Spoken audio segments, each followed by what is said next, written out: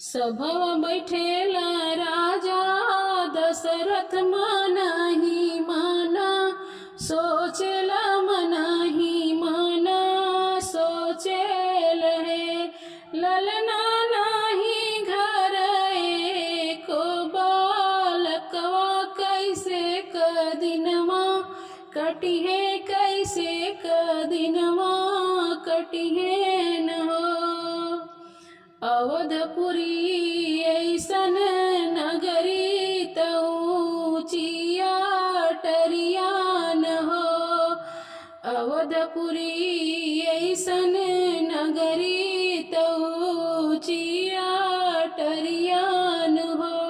ललना लागे महल अंधियार तय के बालक भी न एक बालक भी न हो।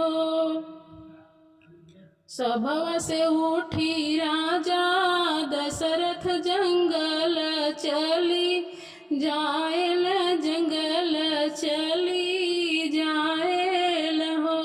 ललना जाई पहुँचे गुरु जी के द्वार ठाढ़े अरज कर ठाढ़े रज कर हो। कई बियाह हम कैली बालक नाही देख पैली हो। गुरुजी ऐसन जतन बता लाई बदैया घरे बाजन बदैया घरे बाजन हो।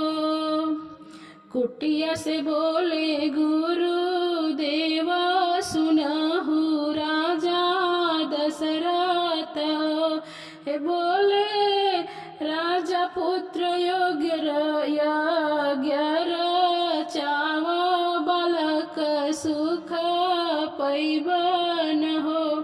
राजा पुत्र योग्य यज्ञ कर रावा बालक सुख पैबन हो। बीत गइल बारहो महीनवा जड़वा के दिनवा बीत गइल हो। ललना आई गइल चैत महीनवा त राम जी जनम लेल राम जी जनम लेल हो। कौशल्या के राम जी जनम लेल सुमित्रा के लक्ष्मण हो। कौशल्या के राम जी जनम लेल सुमित्रा के लक्ष्मण हो।